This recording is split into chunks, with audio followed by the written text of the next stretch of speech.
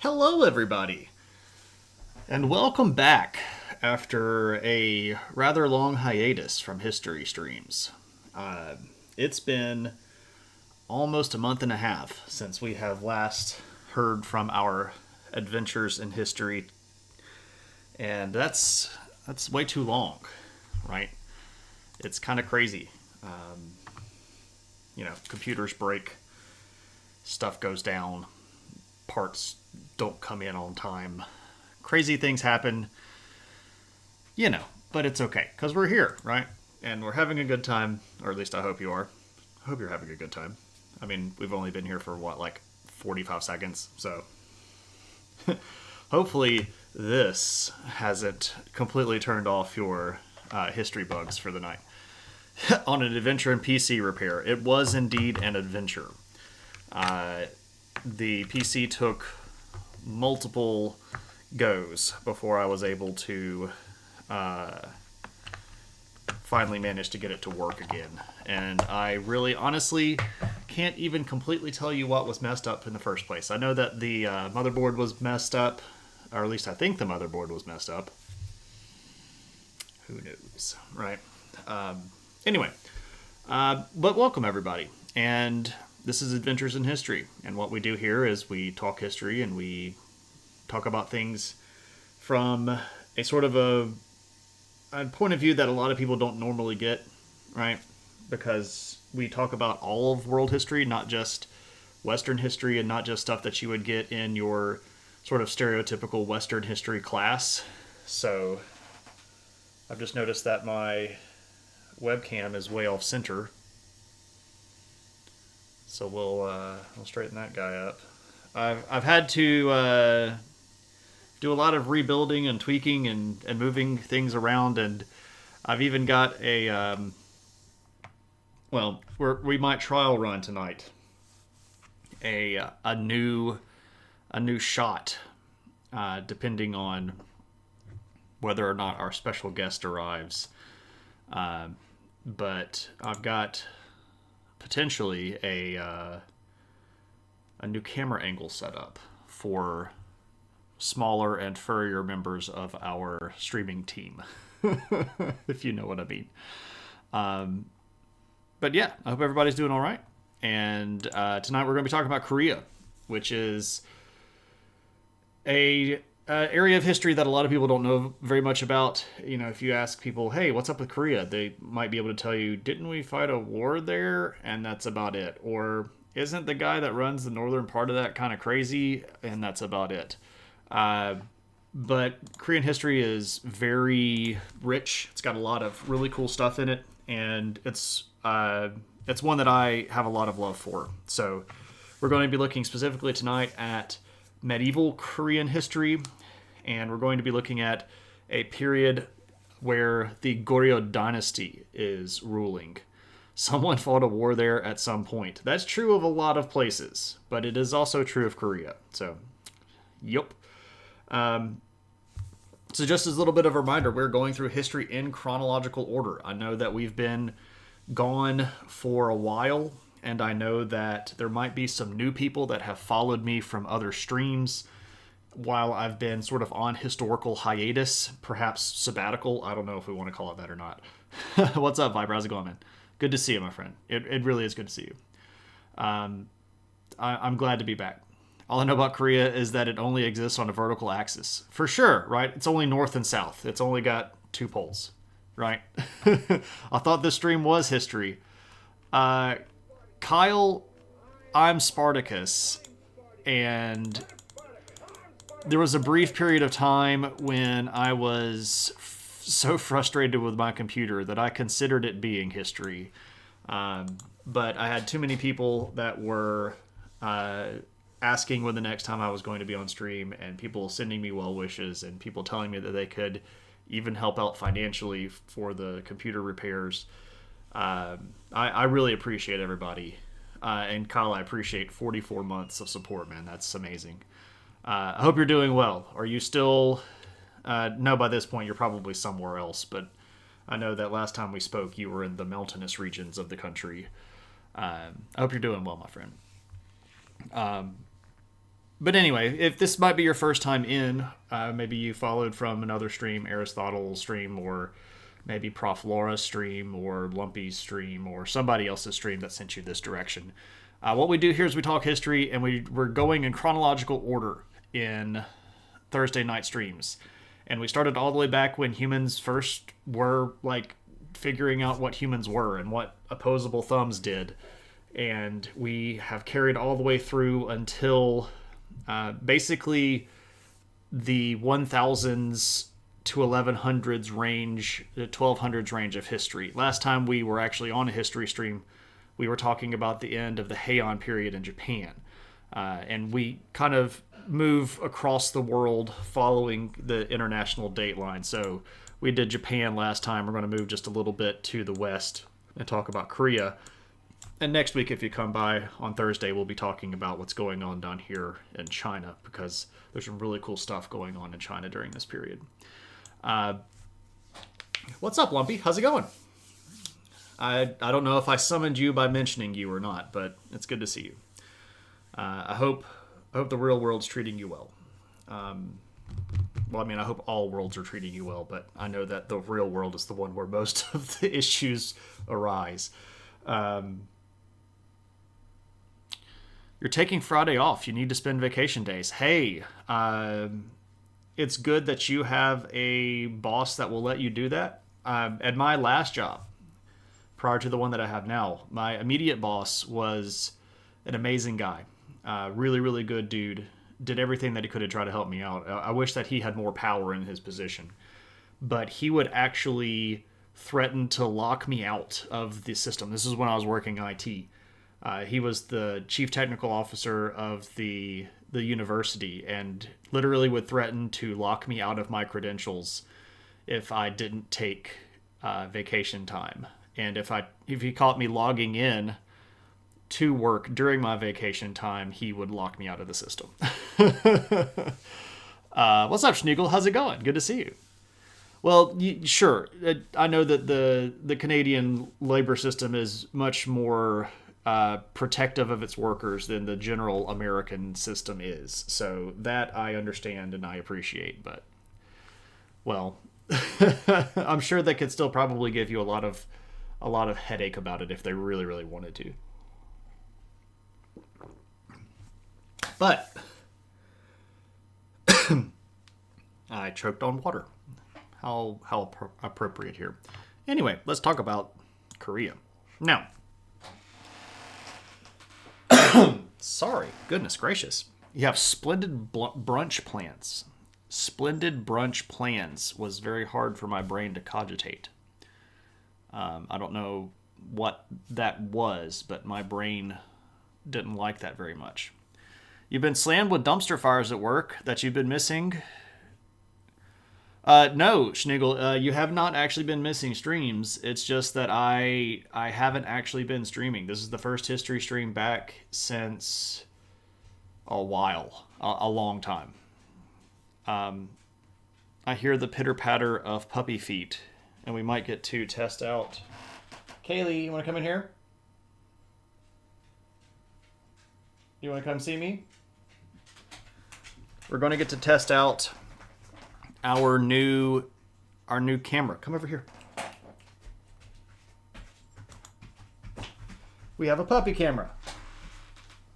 And I need to tilt it down a little bit. Hey, Kaylee. What are you doing? I need to tilt it this way a little bit. There's a puppy. Hey. What's it doing? What are you doing? Oh, there's a popper. Okay, now we're moving. So I put it on the swing arm so that it could be mobile. And this is a better angle for the puppy. Hey, where are you going? Oh, there's a puppy. Oh, yes. Hello. You come over here.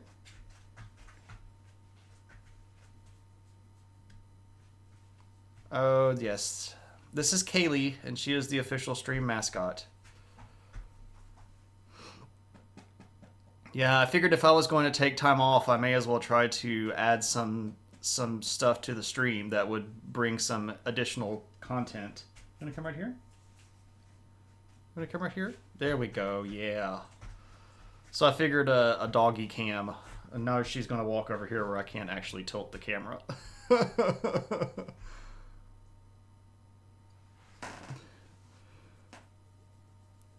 Anyway, there's the puppy.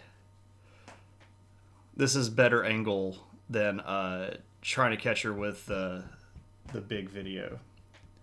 Wanna look right here? Wanna look right here? Katie. Nope, she's just waiting to be scratched like the little princess that she is.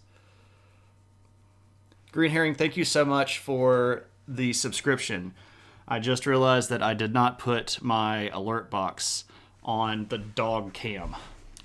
So I'll have to add that to the doggy cam so that when people subscribe on Doggo Cam, it still plays the alerts. I apologize that, but Green Herring, thank you so much for the subscription. I'm Spartacus, and we can be Spartacus together. I appreciate that. So let me say hey to people. We've got some people coming in. Cryonics, good to see you. Hope you're doing well, my friend. Green Herring, thank you again for the subscription, and welcome in. We're going to go get to see Whooping Cranes in December. I'm pretty excited about that, Green Herring. I figured you might appreciate that more than just about anybody else in the stream. We've got Frank Big Time in the room. What's up, Frank? Good to see you. Your Doggo Cam, the Doggo Cam is going to get more subs. Well, I mean, just to be for real, the dog is probably more entertaining than I am. Yeah, so I'm pretty excited about Whooping Cranes, and hopefully I'll get some good pictures that I could share. But we're going to have a couple of days down in Port Aransas where they migrate down to Texas, the Gulf Coast region, 15th and 16th of December. So hopefully that's going to get some really good pictures, and we'll be able to get some good sightings. So anyway, that's my Christmas present for the year. Anyway, let's actually talk about Korea, because that's what theoretically everybody is here to do. So here we go, Korea, right? What's up, Cliff? Good to see you. The Korean Peninsula at this time is ruled by a kingdom that is called Goryeo. And this word, Goryeo, it's not Goryeo. And I can promise you that if you if you put this in Google and ask it to pronounce it, Google does not pronounce this the right way. This word here is actually where we get the modern name of the country, Korea. And this is through a lot of different good old-fashioned linguistic changes, but the G sound and the K sound are fairly similar. And the way that the Korean alphabet pronounces the Y-E-O is more like a Y kind of sound, which if you're adopting a sort of thick southern accent and you said Korea, that's actually pretty close to how you'd pronounced Goryeo. So it's kind of a two-syllable word, and it's rather fast, and it blends together in the middle.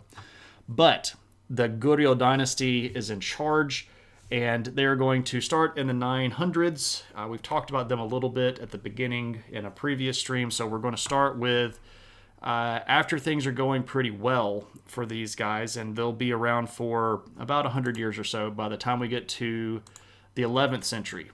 This is what we're looking at. Now, we've got a pretty good chunk of unified Korea here. This is not all of the land that Koreans had controlled historically speaking.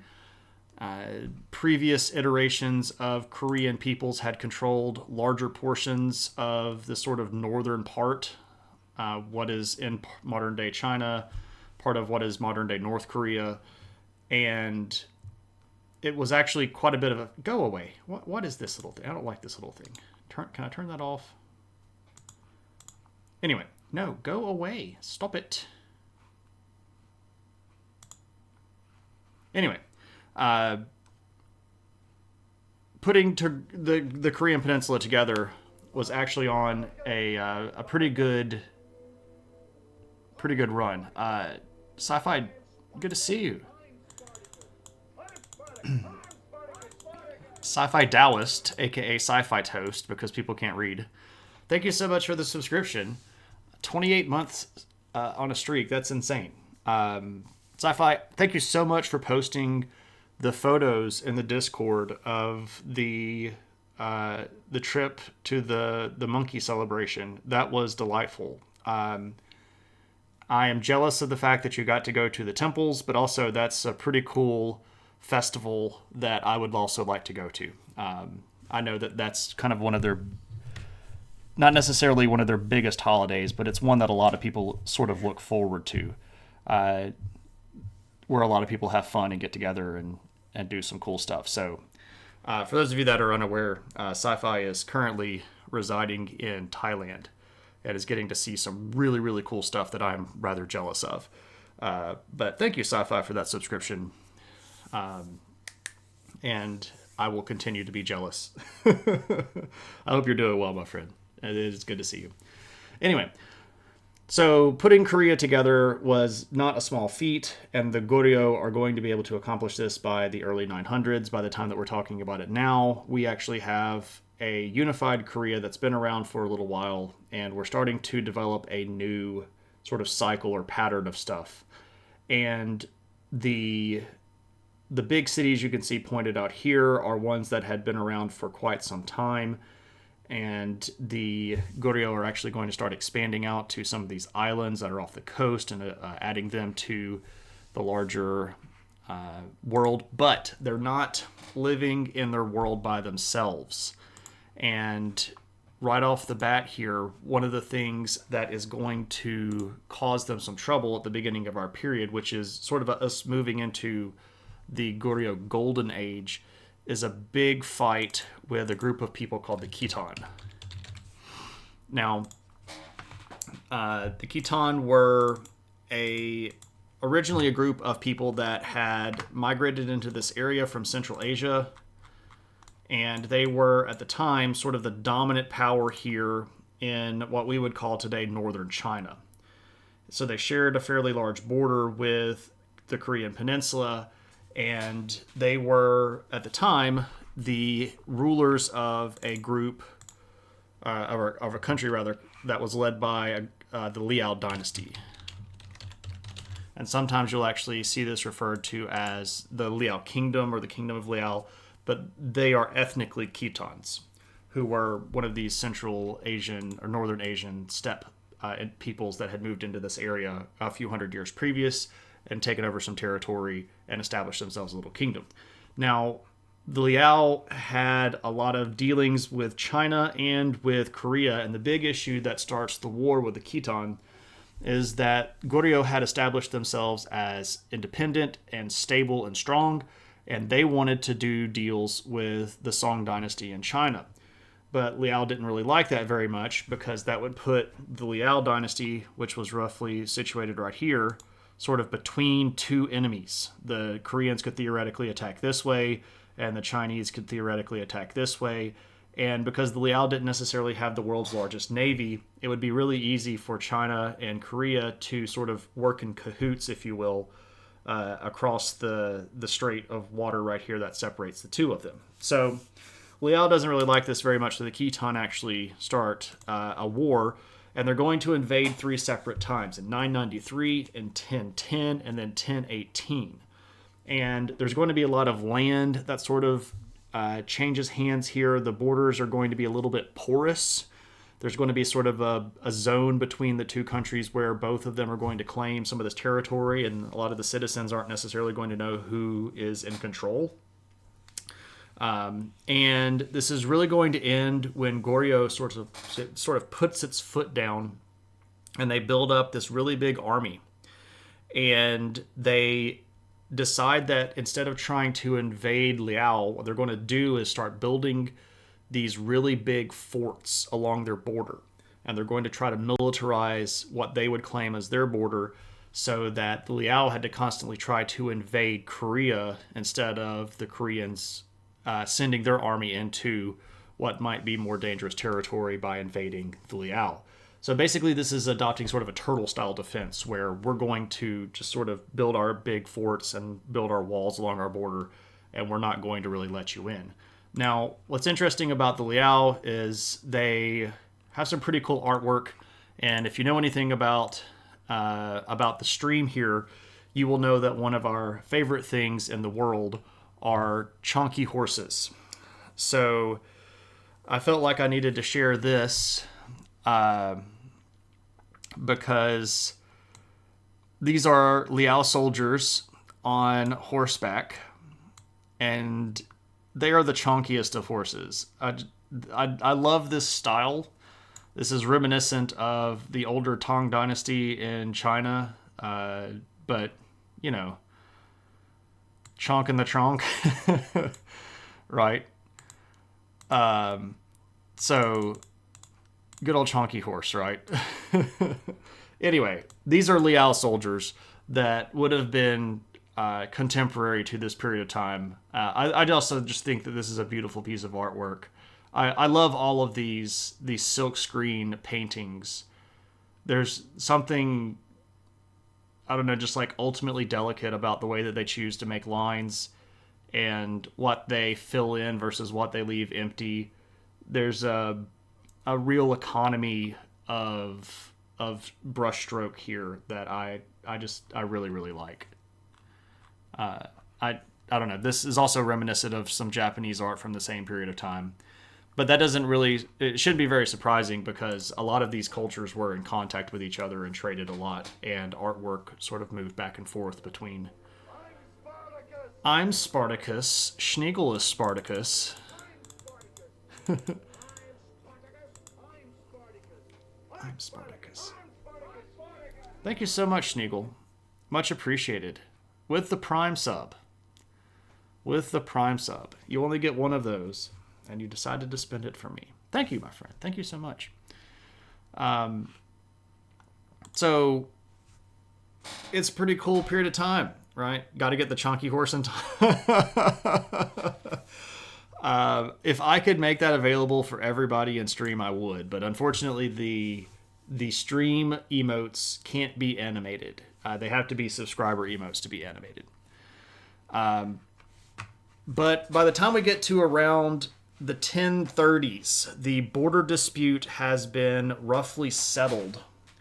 And Korea is going to start building a line of really, really big fortifications that's referred to as the Choljang-sung. And it's just a big old line of forts. It's really unfortunate that I can't show you these forts. I would love to. I would love to be able to show you all of these forts, but here's the problem. If we look at where the line of fortifications was, it's this blue line right here.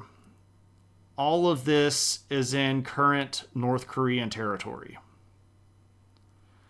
And finding photographs of these border forts it's not impossible, but I will say that I spent a couple of hours yesterday trying to dig around on the internet to try to find a picture of even one of these forts, and I was unsuccessful in doing so. But this particular line was chosen to be the border, and again, this is called the Choljang-sung. It's a big old line of fortifications. And this took a lot of effort and a lot of money. There were about 12 or 13 different cities along this route that were fortified. Maybe I could ask Dennis Rodman to snap some pics for me. You know, if I knew Dennis Rodman, I would actually consider asking him for stuff like that. I know that the situation between he and the leadership of North Korea is a very odd one, but if I could use that for educational purpose and I could actually get something positive out of that I think would help other people, yeah, I would totally ask Dennis Rodman. I mean, so I know that was a bit of a tongue-in-cheek suggestion, but I would actually totally be down with that. If you could get me some good pictures of some Goryeo era border forts, I'd be down with that. Another problem with some of this stuff is like I even tried to find them on Google Earth by like zooming in, and it's still really hard. Not all of them exist anymore. Some of the wall parts exist, but they're overgrown. It's really hard to find ruins from this period of time that are still standing and visible. So, unfortunately, I can't show you these cool border forts that they built, but they did, and they built them.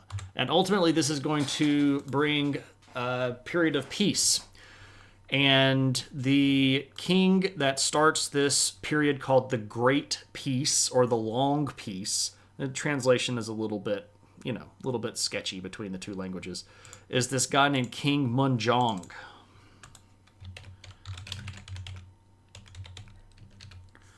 And he is king from 1046 to 1083.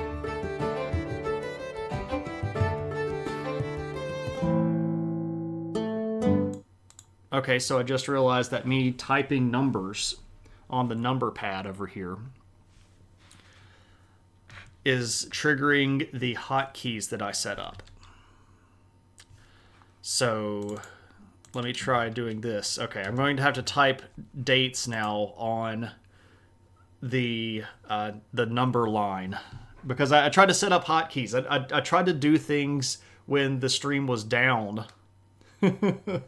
that would benefit the stream when the stream came back up, and I set hotkeys, so now I don't have to like click back between. You all know that there's very good reference of me screwing up and clicking the wrong thing, so now I can hit like one button and look, it's an image, but look, I can go back to this, and look, I can go to break screen. I guess that's outro screen, sorry, but once I memorize all my hotkeys, I can hit the buttons right. So anyway, I was trying to do things like add puppy cam and add some key mapping to do all that stuff that would make a little bit more pro streamer. And then I goofed it all up. But I've got it fixed now, so we won't have to go through that again. Anyway, King Munjong, 1046 to 1083. By the time he takes over, the really big line of border forts has been completed, and peace is going to set in Korea. And this is really the golden age of Goryeo Korea. They're going to be incredibly advanced during this period of time. They're going to have all kinds of really cool stuff. And I've got some pictures that I can show you. Some of this stuff is still around because we were lucky enough that during their period of time, they're going to establish a sort of two capital system. So the original capital was up where modern Pyongyang is, which is the capital of North Korea. But during this great period of peace, they're going to have a southern palace that's at where modern day Seoul is. So some of the stuff that comes from this period was actually preserved because it's still in modern day South Korea. And you can go look at some of this stuff. And that's pretty cool. Because unfortunately, a lot of it is in North Korea, or some of it's even in modern day China. And they really don't like to show off Korean stuff that is in modern day China, because the Chinese government assumes that everybody in China knows that China's always been the most powerful country in this region forever. And they don't like to admit that Korea was, at this period of time, their equal, both in military and economic power. So they don't really like broadcasting that all this cool stuff that's from ancient Korea is actually in modern day China. It's all political, but we all know this stuff. So what's up with King Munjong? What's he doing and what's his big deal? There is a ton of international trade that happens during this period. And a lot of this is going to be based on Korea making established networks of embassies and routes with pretty much everybody. There are going to be people as far away as the Arabian Peninsula and Persia that are going to show up. They tie into the really big existing trade network that's running through the Indian Ocean, and goods as far away as Africa show up in Korea. And they're going to start working on what makes them unique. And one of the biggest things that comes out of this time period for Goryeo is the use of celadon, which is a green dye that they use for these really beautiful works of glass. So here's a bowl We're looking down into the bottom of the bowl, but all of this really cool green stuff is the celadon, and you can see that they've done some inlay here, so they've got a couple of different types of colors. This is really pretty stuff. I've got another one here that's a vase. You can see here that they've got a bronze sort of neck on the vase, and then down here they've got some really delicate inlay with some floral patterns and some birds on the water.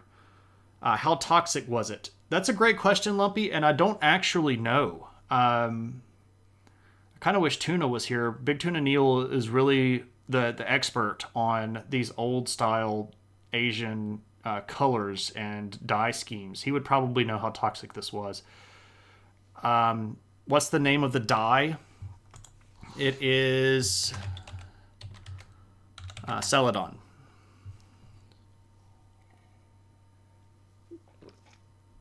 So this becomes one of the largest exports from Korea during this time, and it is exceedingly sought after. People love this stuff, and you find these really beautiful pieces of artwork in royal tombs all over Asia and even into the Middle East and over into places like Africa and Europe. Celadon should not be very toxic unless something changed. It's a pretty safe ceramic material. You did ceramics at college. Oh, thank you, Schneagle. I appreciate that. I'm like spotty when it comes to art history. Some stuff I know because I looked things up in the process, and other times it's just like, I guess, I don't know. I don't have what you might call an encyclopedic knowledge of art history. I probably should. The first piece looked almost like jade. Yeah, so that's another thing that is moving around during this time period, but most of the jade from the trade at this time is actually coming from places like Taiwan and the Philippines. So jade is moving around in this trade network, but it's coming from a more southerly Asian part down here. You can't vouch for the earliest days of them doing it, but you kind of doubt that the chemistry changed that much. It's very benign. It's just rust, basically. Okay, so it's iron oxide based, which gives it that green color. That makes sense. Okay. Well, I mean, Lumpy, for those of you that don't know my friend Lumpy Dragon Potato, Lumpy is a chemist, and he does this stuff for a living. And if you want to know chemistry stuff or watch a guy build really, really amazing Minecraft stuff, go give my friend Lumpy Dragon Potato a follow. I try to hang out in his room as often as possible. I probably shouldn't have said that in case you're trying to avoid me during periods of the day. But you should go follow Lumpy, and if I'm talking, I'll just shut up. You can just be like, Shane, I want to talk to Lumpy, and I'll shut up. No, it's good. You know, I appreciate learning. No, my point was I appreciate you teaching me that because I didn't know that. Not like, I can't believe you da-da-da-da-da. No, absolutely not. I love filling in the blanks. That's what I was trying to get at. So I was attempting to show appreciation, and I did so rather poorly. So we've got a lot of trade goods going on, and trade is kicking up, and we're sending embassies to lots of places. We have a fairly good number of historical records from this time because there are people traveling to different courts. And there are people from China that will go to Korea, and they'll sort of make their records of what happened along the way. We have viewpoints from other countries where Korean people went. And as this trade kicks up, with any sort of trade network that starts moving, especially around international groups, you're going to start also having cultural exchange, right? As people become more aware of how others are living, they become more interested in how they're living. And one of the things that really happens during this period of time that is very notable for the Korean Peninsula is that Buddhism is really, really going to take hold and really start blowing up during this time, with popularity among both noble people and regular people. And it had been around before, and it had caught on in some of the noble circles and in some of the, even occasionally, one of the leaders of the Three Kingdoms might have sponsored some pagodas or done some stuff like that. But Buddhism during this time period is really going to hit its stride. And we unfortunately don't have a lot of remains of the temples from this period, but the leadership of the Goryeo dynasty is going to put a lot of money into building temples and pagodas and monasteries. And unfortunately, they chose wood as their primary building material. And I say unfortunately not because, they were bad builders, but because the Korean Peninsula tends to be very, very wet and alternates between heat and wet. And what that does to wood is makes it rot, right? So there are only about 2 temples from this period that are left, and they have very much entered what we might call something like the Temple of Theseus, where they're built in the same style, but they've had to be rebuilt multiple times. So I'm about to show you this one here, which is called the Hall of Eternal Life. And this is the way that it would have looked during the Goryeo dynasty. This was a Buddhist temple, or it is a Buddhist temple. You can still go to it today. It's the second oldest building that is still in use in Korea today. But this is the sort of architectural style that they would have used. And we have a lot of evidence from this from pictographic stuff where they've done paintings or people had done sketches. So we know that this is accurate to the time period. But I mean, I could show you pictures of buildings and that's one thing. But like this is, I think it's cooler to actually look at the building itself. So you can Google Hall of Eternal Life and there are just hundreds of more pictures of this thing. But I just thought that this was a good one to kind of get you an idea of what the architecture would have looked like at the time. So again, this is a Buddhist temple, and this is one of literally dozens that the Goryeo dynasty would have sponsored during this period of time, during this golden age. And another thing that became very popular during this time was literature. And this is going to eventually lead to the Koreans doing stuff first. Specifically, this is a little bit after the time period that we're going to talk about. This is in the 1390s. But Korea actually produced the world's first metal print block press. So a lot of people, of course, attribute metal print block press to Johann Gutenberg. The Koreans did that decades before he did, almost 100 years. Now, if we're looking at movable type press, the Chinese actually did that hundreds of years before the Koreans, but they were using wood.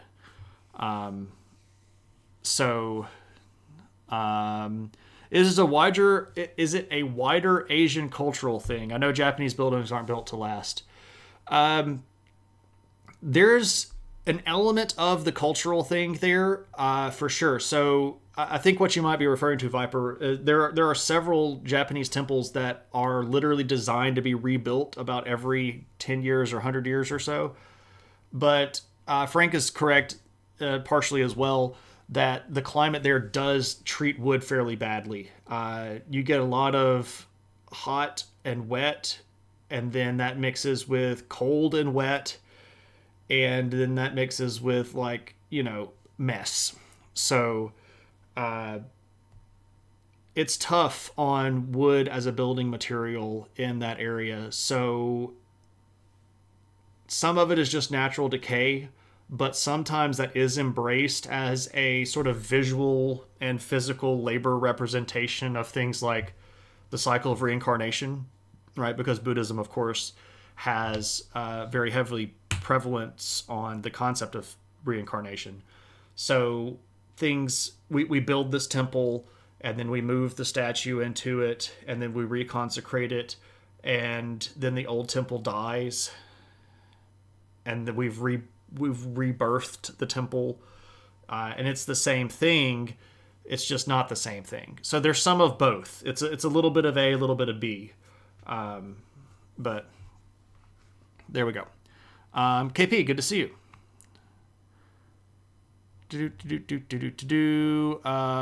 Viper says, "Yup, Noger, what's up, my friend? Good. How to see you? What is this head bob thing? This is a goose with a hat. I dig it. What's going on, Noger? How to see you? How are you doing? Good to see you.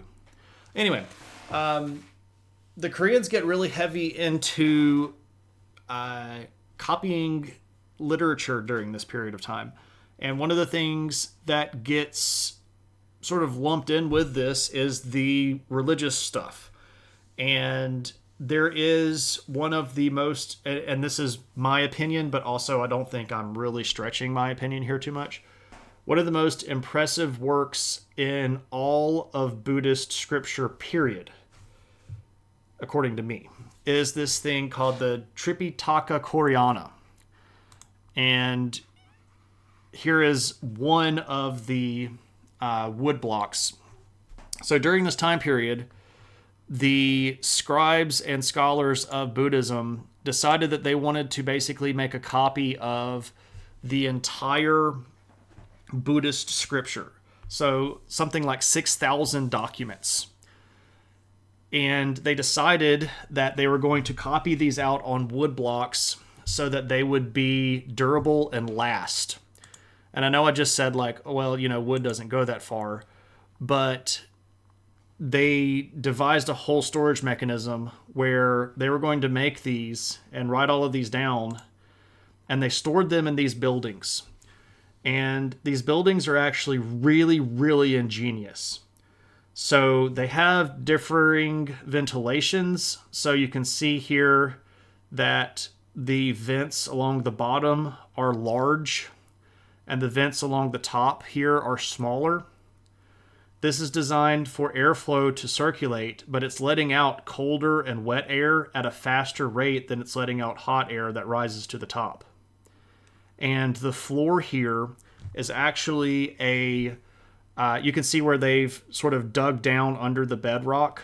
So this isn't original dirt floor. This is a floor that's made out of salt and lime and ground up coral.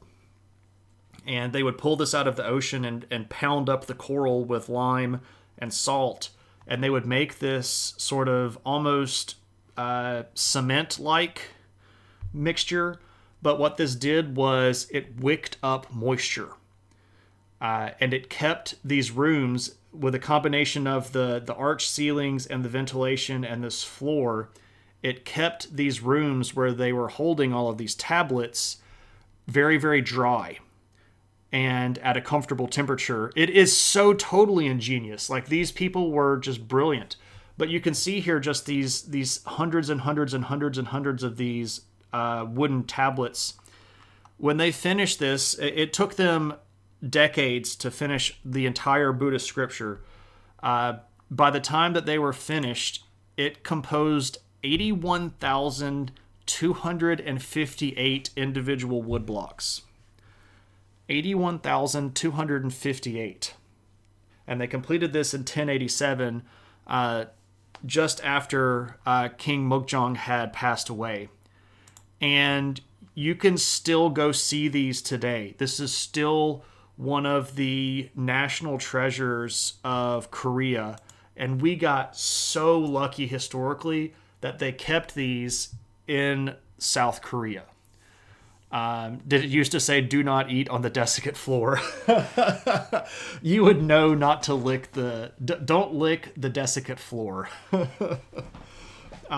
But this kind of stuff blows my mind. That it's just so ingenious. It's so dedicated. It took these people a lifetime. These Buddhist monks would sit down and painstakingly copy all of these things out by hand, right? Dry wall, but it's dry floor. Indeed. It's a similar concept. I don't know, man. If I ever got to go to Korea, this would be one of the things that I'd want to go see. I'd want to go see the Tripitaka Koreana. And it's got a Korean name, and I can't pronounce it. And I don't want to do it misjustice by trying to pronounce the Korean name and butchering it, because I absolutely would. What else do we got going on during the Golden Age? Well, they introduce their first currency.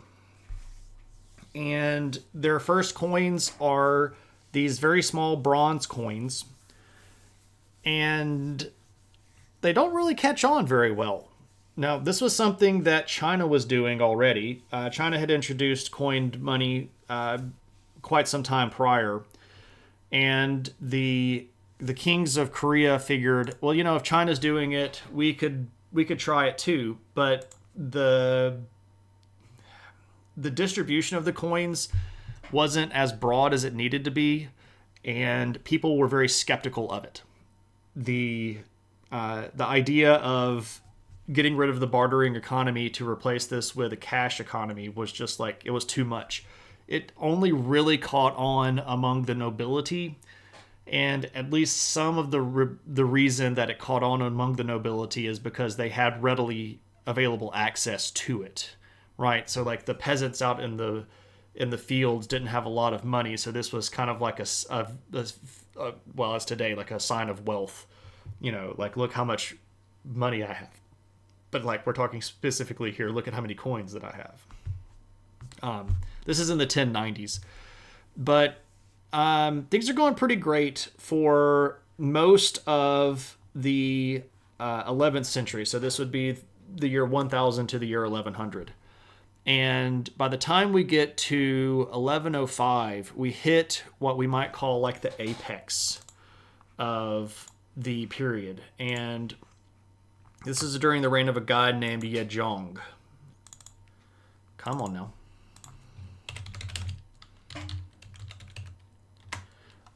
And he ruled from 10...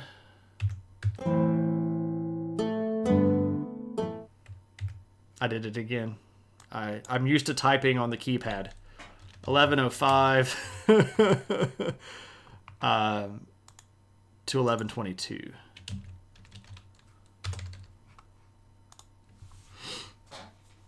I've always wondered whether square holes in such coins were functional. Like, do they fit into a stick that makes them harder to counterfeit? I know that they would be strung along a string, in many cases, or they would be put on like a ring for a collection of a certain denomination. Like if you had, and I don't know if this is actually the denomination, but like if you had 100 of them, you could get a ring that would hold 100. And it would sort of clamp, and you would know that if I gave you a ring of this, it would be 100 of the coins or something like that. But in other situations, it's more of a, I guess, kind of a practical thing where if I'm going to make a coin, if I put a hole in the middle of it, I don't have to use as much precious metal. I can make more coins with the same amount of money, or with the same amount of metal. There's also some argument to be made that if you set up the die the correct way, that having a hole in the coin actually makes it easier to make sure that it's struck well. So if you're producing blanks that have a hole in them, you can fit it onto the die so that you don't misstrike the coin. But all of these are not necessarily the exact case. It could also just be stylistic. They thought it looked cool. Yeah, kind of like crypto. If they wanted them to catch on, they should have put the queen's portrait on them. Maybe. But the problem with that is the Koreans really didn't like drawing their leaders very much. It's really, really hard to find pictures or visual depictions of any of these kings. And even then, if you found a picture of the king, you're probably not going to find a picture of the queen. They're just weird about not making images. And I don't know if that's not like a religious thing. They just didn't do it. It wasn't really a cultural thing. Yeah, I did it again, Kyle. I did it again. I mean, they're right. It does look cool. I think it looks kind of cool. Anyway, King Yejong, though, he's ruling at what we can really call the height. This is the apex of Goryeo architecture world. Now, when he takes over, there's actually a little bit of trouble, And this is going to sort of be a predictor of trouble coming down the road. There were a group of people up in the farther north region of Asia, kind of over here, that were called the Jurchen. I put them down here. And this is a group that actually claimed descendants from a country that sat right in this region for a long time called Balai. That's Balhai, Balhai. And the Jurchen said that they were part of this country. Balai was actually a multi-ethnic kingdom, and there was some legitimacy to their claim.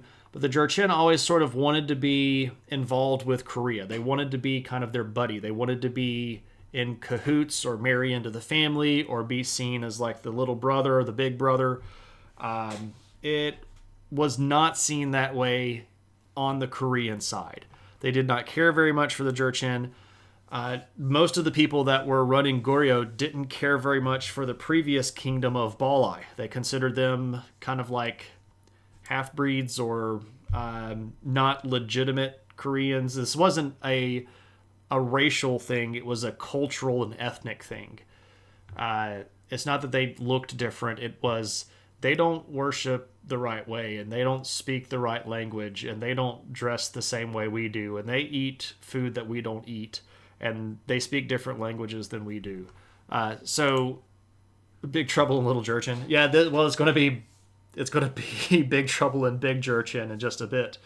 Hey, Balhai's founder is the protagonist of Daejeong, who I have heard of because of a wonderful drama series.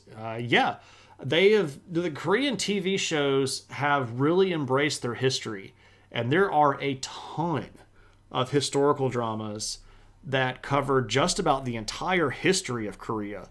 And I've never seen any of them, so I can't really speak to the quality or accuracy of them. But I know that when I am searching for some of these kings and trying to find pictures of them, I run into portrayed by so-and-so actor in this TV show all the time. So I know that they're out there. I just haven't seen any of them. So there we go. But the Jurchen during this time period at the beginning of his reign are going to start making some trouble. And they're going to be like, we want to be equals. We want to be on the same playing field as the Liao and the Song Dynasty and the Goryeo. But Korea's like, you're not, though. You're just really not. And I don't like the fact that you are. So they ended up invading. And this is going to be pretty rough for Daejeong because when they invade, they're going to be fairly successful. And Korea under Daejeong actually has to pay them tribute to get them to leave. And the Jurchen were like, okay, now you have to accept us as your equal. And Daejeong sort of said, I see your point, but he doesn't actually commit to that. But this starts off on a bad foot because he takes over being king, and then he has to kind of give a half-hearted assent to the Jurchen and has to pay them off, and he loses a lot of face. And a lot of the nobility especially immediately consider him weak. They go, you've made a deal with the other side. We don't have confidence in you anymore. We want you to go. It's starting to sound a lot like modern Republican politics. Sorry. That kind of struck me in the process of saying it. Anyway, so Daejeong, coming off of this sort of glory age, is going to have to try really hard to regain some momentum. He wants to reestablish the good old times. Daejeong is really good, but it's 134 episodes. Is it 134 20, 30-minute episodes, or is it 134 hour-long episodes? Because that's going to be... that's a much different commitment, right? So what is he going to do? Well, one of the things that Daejeong tries to do is open up academies. And education had already begun to be more important back during the Long Peace, but all of the schools that were opening up were basically private academies for the nobility. And what Yejong decides that he wants to do is open up a public academy, and he wants to let anybody go to it. And specifically, one of the things that he wants to do is set up a military academy, because he was really interested in starting to separate the idea of nobility and military. And this is something that had already started under previous rulers, but he really wanted to drive a wedge into the nobility and remove military power from them. He wanted to create a civilian military. They're hour long. Oh, yeah. Yeah. I mean, I might try to check it out, but I can't commit to that. That's a lot. That's a lot of episodes. I don't even know if I could commit to watching a couple of those. I'll just take your word for it. And maybe one day, if I become independently wealthy and can watch everything and never end up worrying about what to do and have unlimited free time. Okay, thanks, Frank. I appreciate the removal of social pressure. Anyway, one of the things that Yojong wants to do is, again, build a civilian military class or a civilian military leadership. And he's doing this specifically because a lot of the people that were angry at him were nobles, right? So if he can get the military away from nobility, and the military is going to the National Academy that he set up, well, then they're sort of on his side, right? But what he doesn't know is this is actually sowing the seeds of a problem that's going to be really, really bad just a few decades after he dies. He's also going to try to import Confucianism. Now, this is an interesting tactic. The trade with the Song Dynasty in Korea, in China rather, had been pretty steady. But the specific decision to bring in Confucianism was sort of tactical. So Confucianism focuses on being the best person that you can be for your job. You have to know what your job is. You have to understand the roles that you have, and you're supposed to do what you're told, right? There's this big focus on being the good person, the junzi. You want to be the person that is going to follow the rules and follow your duty and obey the commanding orders. And this is not necessarily a blatant attempt, but it's a pretty obvious attempt at trying to keep people from rebelling against him. Because with Confucianism comes this really old idea that originated in China as the mandate of heaven. So heaven in the Confucian religion / philosophy is kind of like this universal force that sets everything in motion, that imparts the correct way of doing things down to earth. And the mandate of heaven is given to the ruler of the country. And this is sort of a designation that the universe wants this person to rule. So if you're being a good Confucian, you're going to follow the one that heaven has chosen to rule. And this, again, is just reinforcing the idea, hey, I know I started off on the bad foot, but you got to follow me because this is what Confucius said, right?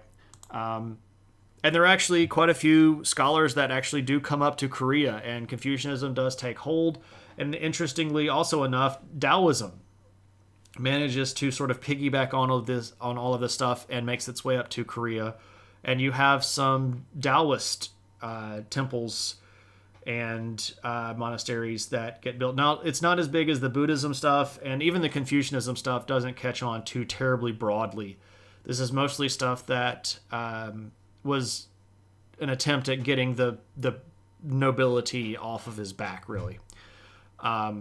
Lots of public temples being built, lots of monasteries, lots of big buildings, public libraries. This was a new thing too, right? Again, there's this focus on literature and reproducing literature and making learning a part of the culture.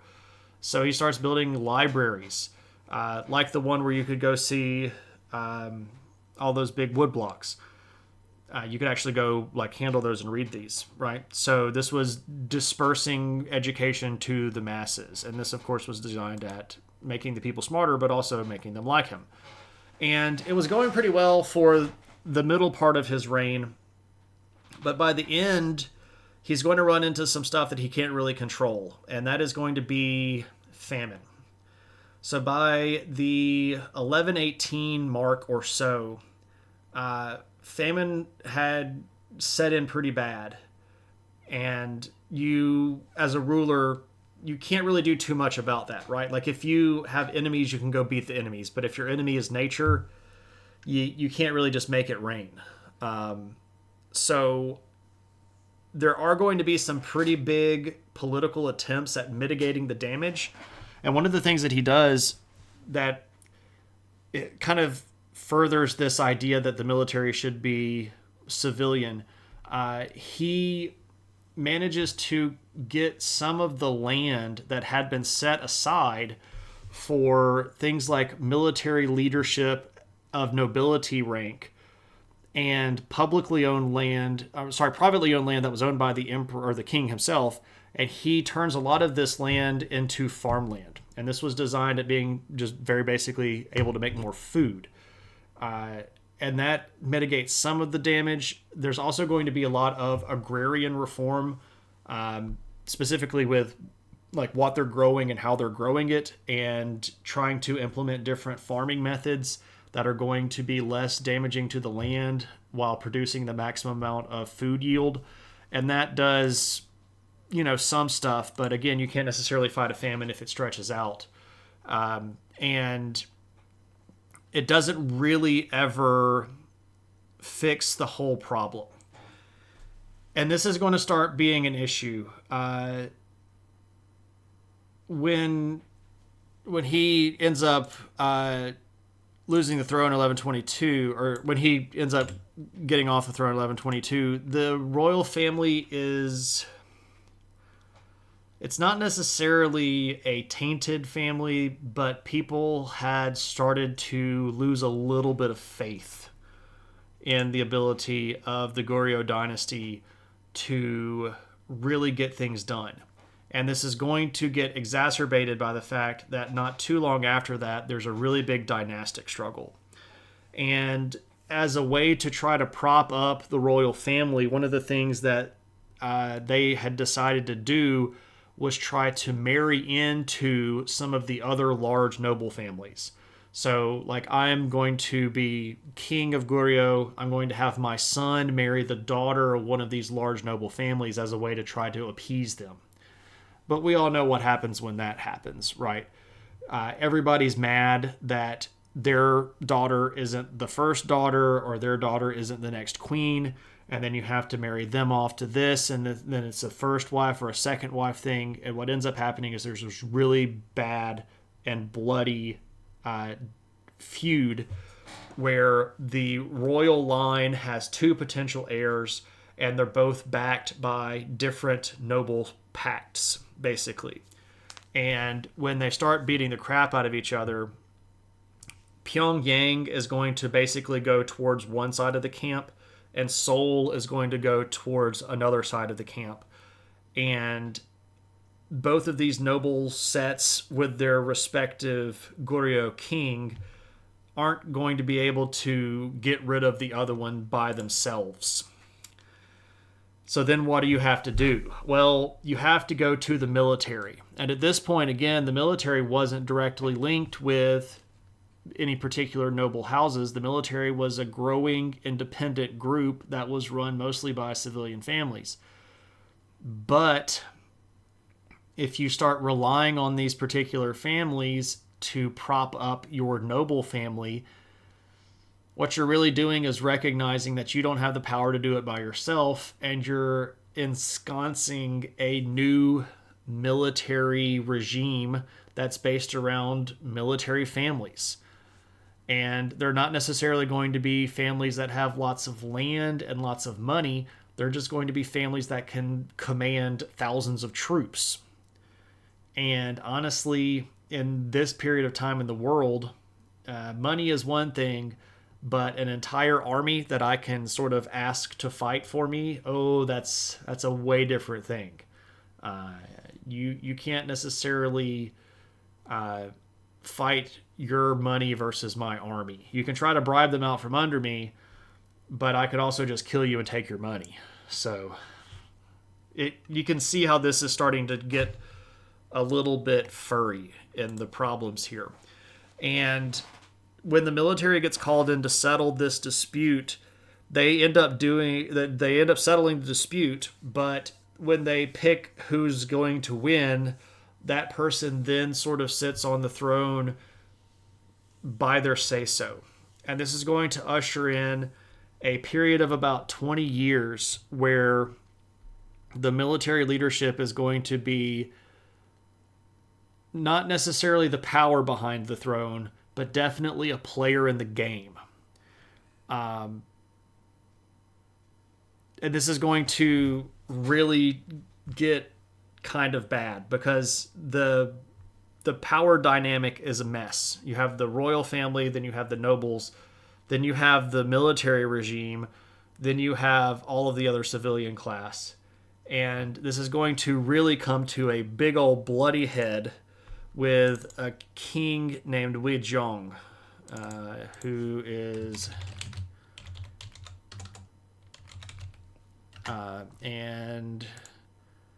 he rules from 1146 to 1170.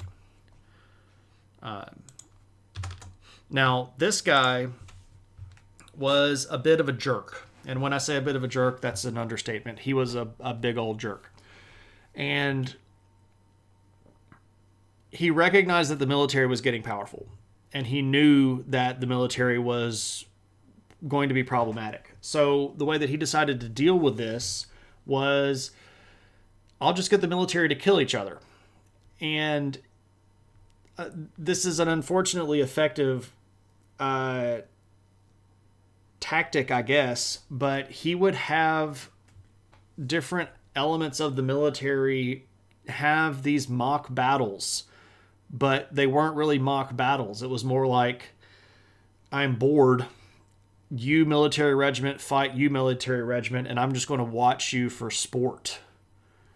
And we'll have an event with me and my friends where we'll get some military people to go fight each other, and basically, you know, I'll get rid of the military by having them kill each other for my pleasure. Now, you can tell that this isn't going to go over very well, right? And he's doing this mostly with low-level people in the military, but he starts kind of getting this idea that, you know, maybe I could even do this with some of like the commanding units in the military, like get rid of this general if I could get this general to kill this other general. Well, the generals have different ideas. And the idea of the generals is, we're not going to get rid of each other, we're going to get rid of Wei Zhong. And so they have a coup, good old-fashioned coup, right? And they storm the palace, and they find him, and he's like, oh, hey, guys. And they're like, you're not king anymore. And he's like, oh, yeah, sure, okay, whatever. You go fight to the death, because now you're all traitors, and I'm going to have you all executed one way or the other. And they go, no, you're actually not king anymore. And this is a pretty bold move, right? The military was not even noble. They didn't have any claim to the throne themselves. So what they ended up doing was putting one of the very, very young rulers, or one of the young nobles in the ruling family on the throne, and they sent Wei Zhong into exile. Now, what's interesting is that they didn't kill the guy. I've always found it interesting that they didn't just kill him, especially considering what he had been doing to the military thus far. I would really suspect that they would just chop his head off and use him as an example and put the puppet kid on the throne. But in 1170, the royal family is not even really in control anymore. And it's not that the military is sitting at the table. Now it's more like the military is sitting behind the throne. And the kings are really only going to be able to do what they get told. And at this point, the Goryeo dynasty still exists, but it's a shadow of what it used to be even 50 years earlier.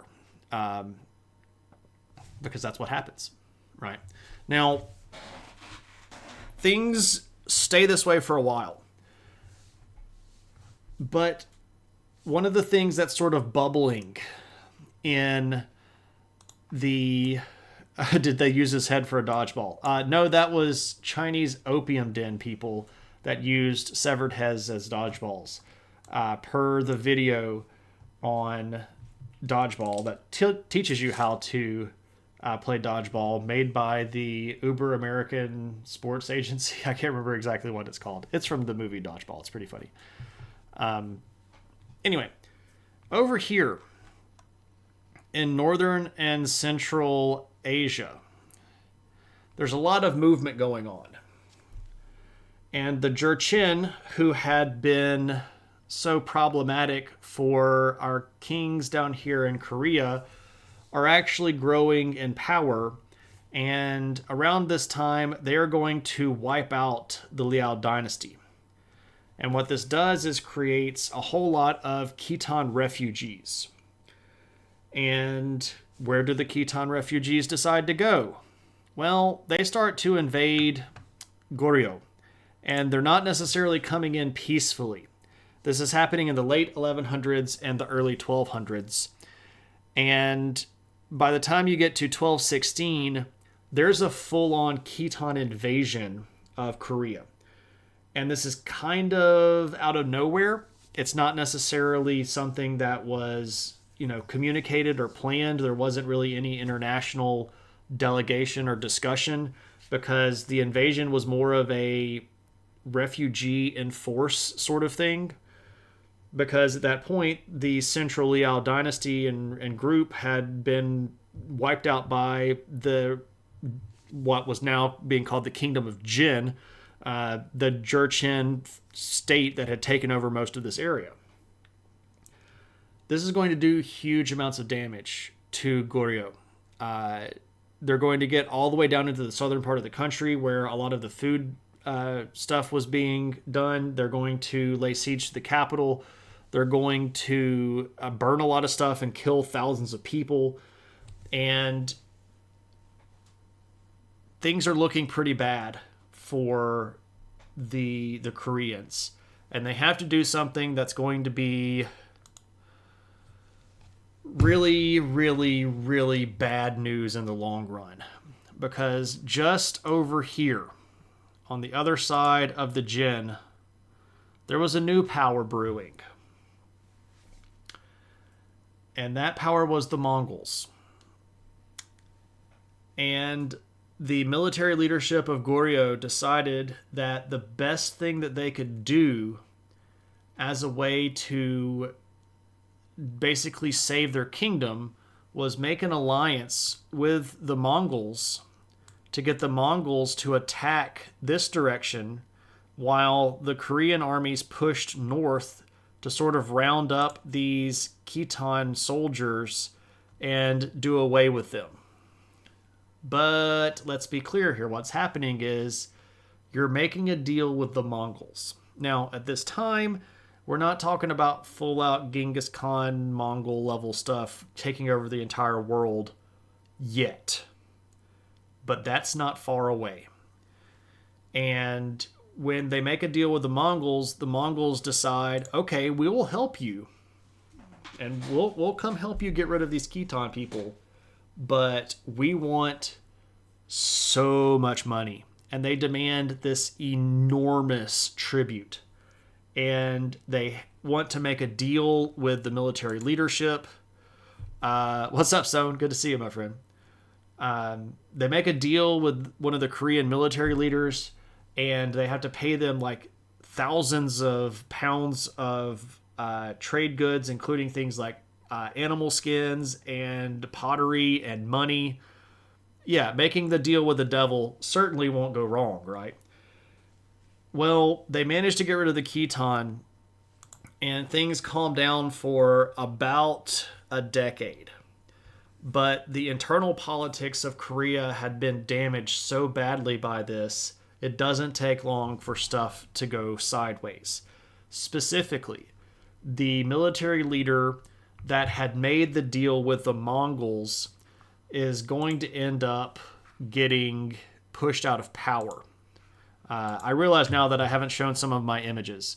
Let me stop for just a second before we get to that, and let me show you this. So this is a depiction of a very big military painting. This particular scene is from one of the decisive battles against the Jurchen. This would have been back under King Yejong. I'm very late on showing you this picture. I apologize. But here we see the military leaders sitting in their tents while a really big stela here dedicating their victory is raised. They're sitting behind their big walls. This is a seal up here. It's pretty cool.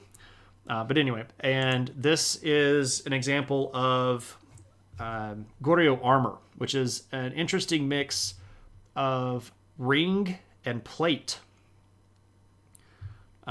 Would be very concerned pushing directly next to that cliff. Oh, for sure, right? Ring mail, ring mail is a misnomer. Mail is made out of rings. Making mail is tough and it's labor intensive, so you just augment that with plates. You don't have to make as many rings that way, because that's the tough part. You just make plates to interweave with your rings. But this is a pretty standard Goryeo set of armor that would have been very common for one of the military members during this time period. And I apologize for missing these pictures earlier. I got sort of in the swing of things. But the favored ruler gets pushed out of power, and in 1231, the Mongols decide, you know what? We're just going to go ahead and invade again. And this is the first Mongol invasion of Korea. Again, it's in 1231, and Korea gets completely overrun. The existing military leadership literally has to beg for peace. They're not asking for, good terms. They're literally just saying, like, dear God, what could we offer you to get you to leave? And the ransom was just enormous. And this is really the beginning of the end for the Goryeo. They hold on for a few more decades, but they are going to get swallowed up by the Mongols. Yeah, who saw that coming, right? And when we get around to talking about the Mongols, we'll sort of pick up the rest of this story here in a little bit. But for the moment, that was the rise, the height, and the fall of the Goryeo dynasty, which is widely considered to be the golden age of medieval Korea. It's a really, really cool time period, and I wish that more of the history were accessible and preserved. But I do think that the stuff that we have is pretty friggin' cool. So that's all for me. And as always, if you all have any questions about anything, or if there's something specific that you'd like to talk about or ask about, now is a great time to do so, because I'd be happy to answer any questions that you have. One thing that we need to do before we go is we need to make sure that we pick our next viewer request stream.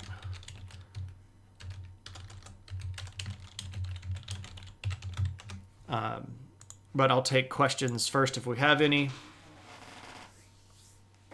I'll take a sip of water because I've actually talked a lot today.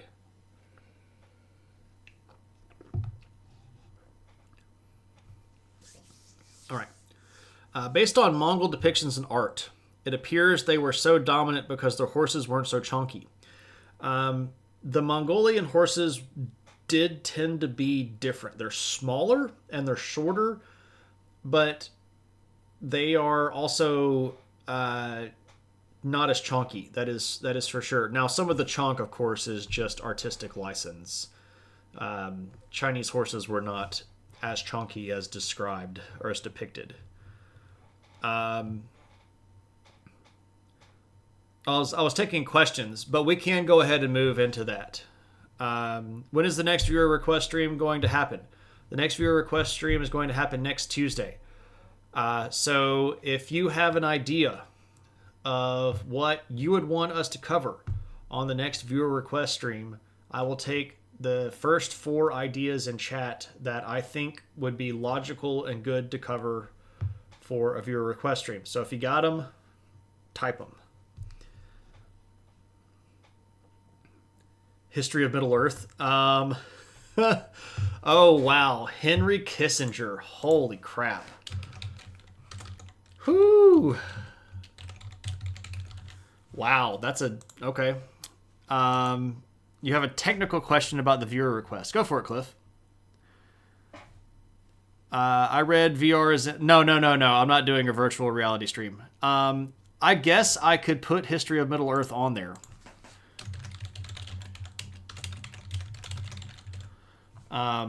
I guess. I don't know about that. We're actually really close to getting another History of Middle Earth. We are at 1,086 followers. So when we hit 1,100, we will get to another History of Middle Earth. You only heard of him recently? That's okay. Not everybody has to know everything. History lessons in VR chat. No. So what we're doing right now, if you're new to the chat or if you haven't been around while we're doing one of these, we do viewer request streams where viewers get to pick something and then I talk about it.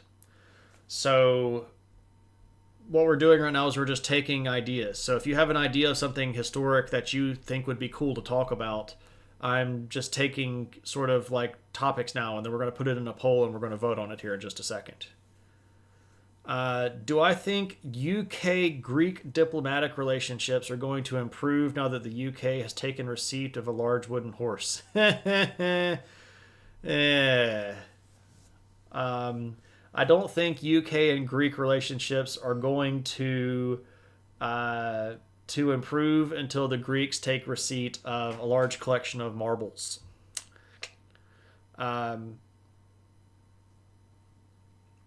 We could put the Berbers on here as a viewer request, and we'll see if anybody wants to vote on them. But Cliff, you are on the list. Actually, okay, so Cliff, there are 2 ways that viewer requests happen. One of them is by voting, and that happens when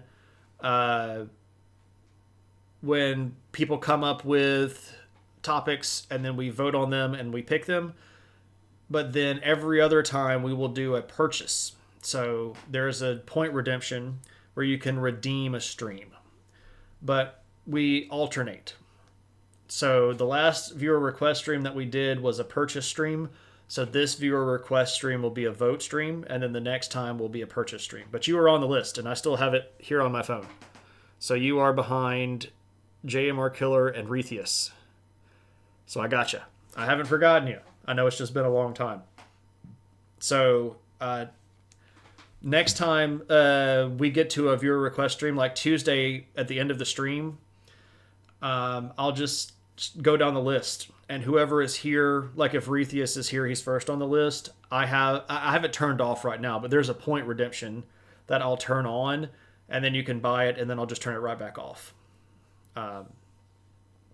So if JMR Killer or Rethius aren't here and you are here next Tuesday, you'll be dibsed, basically. And then I'll turn it on, you can redeem it, and boom, there we go. You had mentioned on an earlier stream in the History of Middle Earth qualified as a viewer request. I was thinking more along the lines of one that people could buy. I think that if it was put in the vote, it would probably destroy the vote, if that makes any sense, because I think a lot of people would just automatically go for that. And I do want to keep the votes historically based. If you want to buy one with points, I don't have a problem with that. So right now we only have two. We have Henry Kissinger and the Berbers. Does anybody? We usually run this with four. Anybody in the chat can suggest this, by the way. You don't have to be a follower. You don't have to be a subscriber. Anybody that just says, hey, I'd like to learn about this thing in history.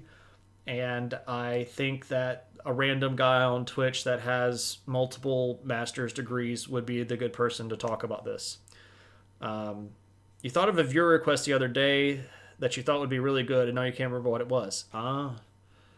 There's a headline in a Greek newspaper that made me laugh, but you'll have to censor it in the Discord. Well, that's fair. That's fair. Not Justin Berber.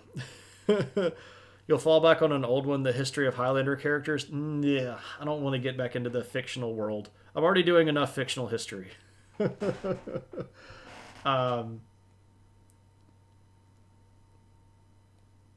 I mean, I can give you a little bit. I can tell you that the word Kurgan is a transliteration of Kagan, which is Kagan in other languages, or Khaganate, and it's a leadership term of people that were from Central Asia. How far back into history? As far back as you want to go. We could put William Wallace on the list for sure.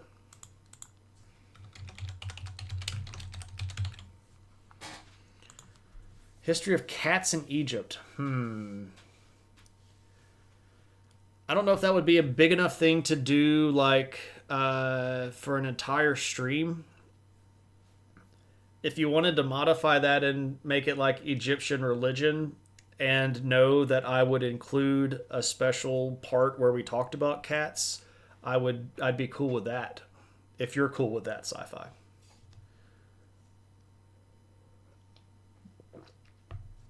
How early into history? I mean, we were talking about like Homo sapiens being Homo sapiens as opposed to being Homo heidelbergensis. So the entire spectrum of human activity is free.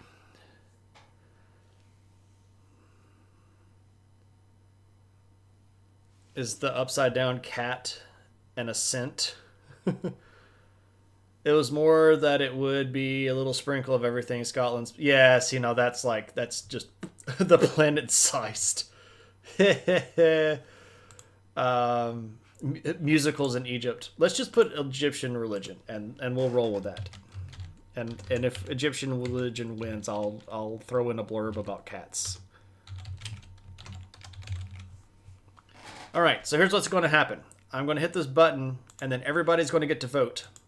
So right now, there is a poll in the chat, and anybody in the chat room can vote. You do not have to be a viewer. You don't have to be well, I mean, I guess you do technically have to be a viewer to vote, right?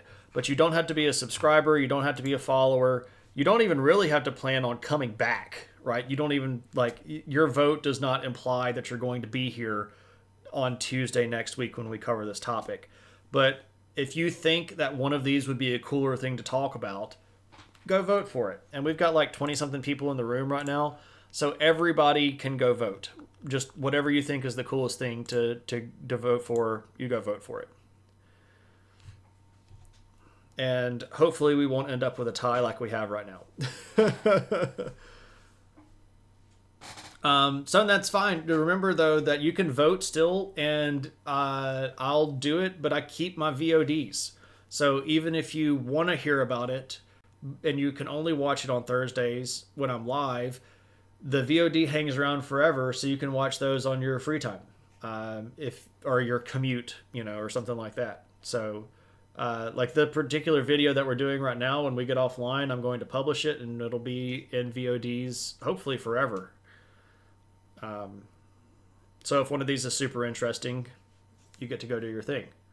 So again, everybody can go vote. Everybody go do the vote thing. We don't have 21 votes yet, so everybody can do that. We don't even. Well, I mean, we have a little bit more than half, which is good. We're approaching American presidential vote range. We get about 67% of the people, and we'll hit the way that Americans vote for president. Everybody can vote. Plenty of time too. Looks like Egyptian religion is apparently nobody else believes in freedom.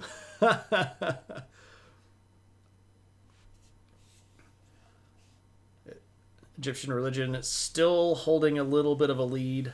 Kissinger in a not distant second. Second in the poll, first in war crimes.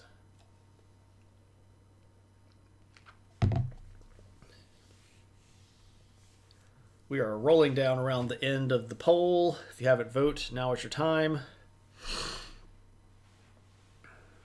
You don't know who that is, much less believe in him. That's fair.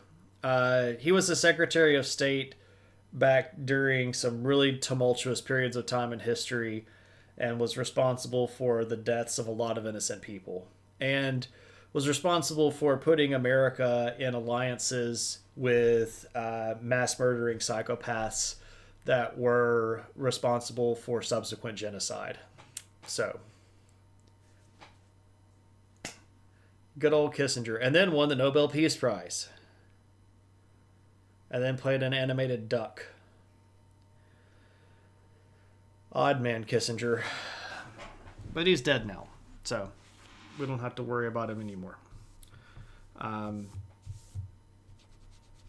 Anthony Bourdain had a really great quote about Kissinger.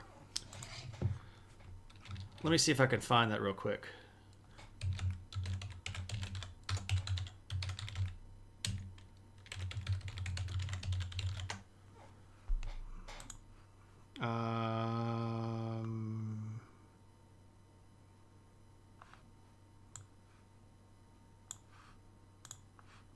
Here we go.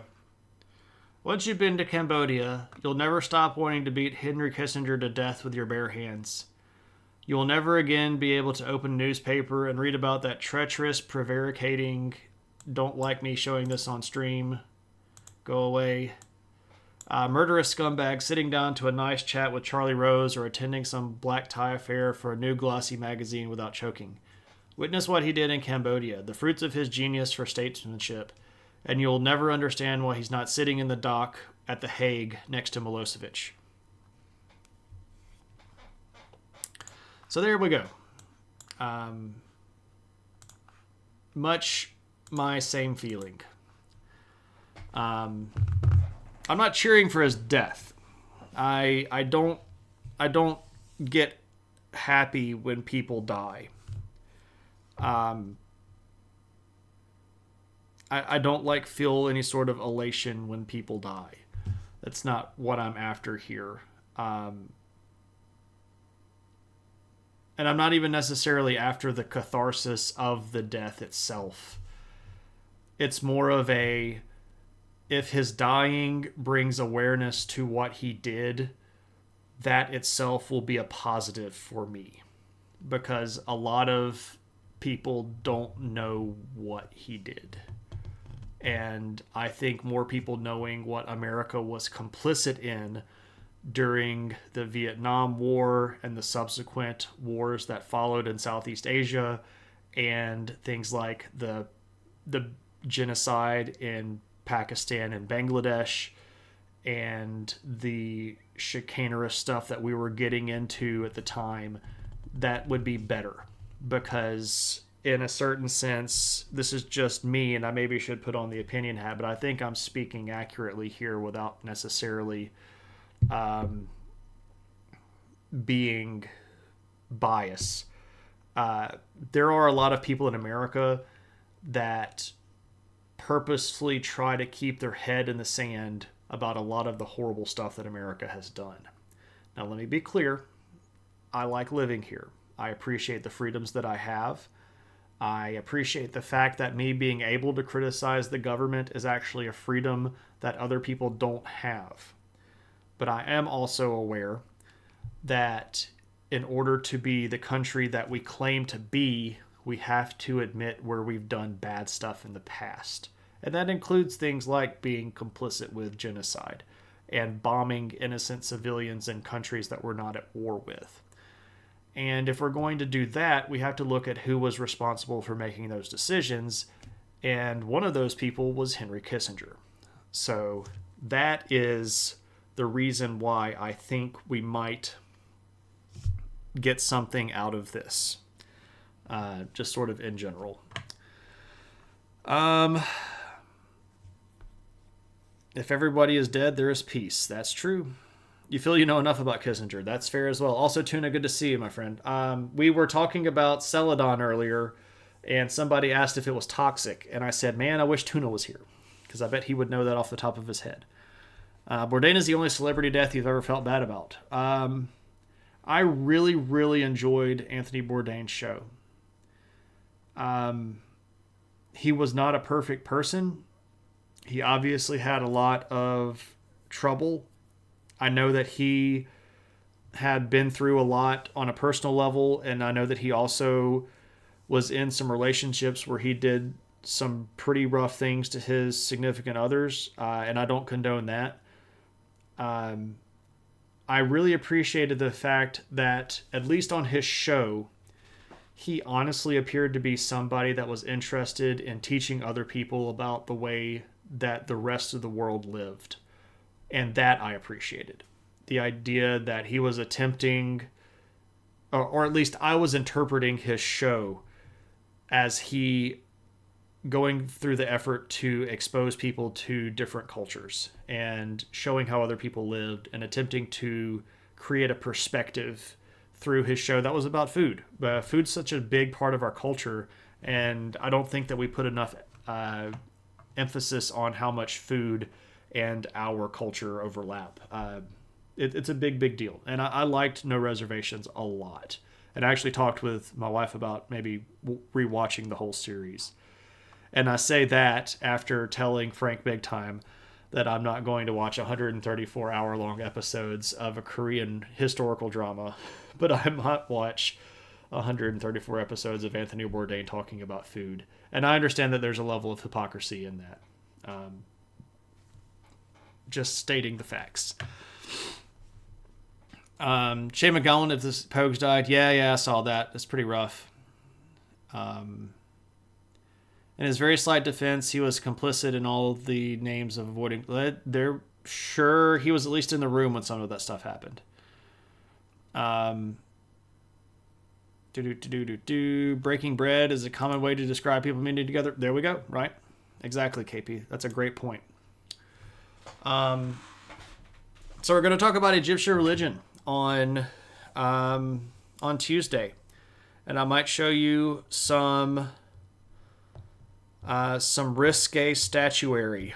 I've got a picture of Osiris that I'm thinking about right now that I took from a museum in Bologna that I might try to sneak past the TOS. So we'll see. We'll see what happens. But just blur it out. Just put a little black bar over it. It is art. It is art. All right, let's see who's streaming so that we can go do a raid and I can get off the channel here because I'm getting kind of tired. Who is streaming? Who is streaming? Is Cave actually up or is he still stream starting soon? I think we actually rated Cave last time we streamed though. Okay. What's going on with this?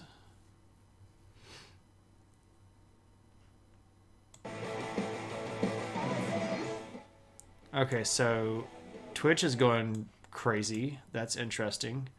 Funny enough, some of those nudes are in Animal Crossing. Yeah, I saw pictures of that stuff.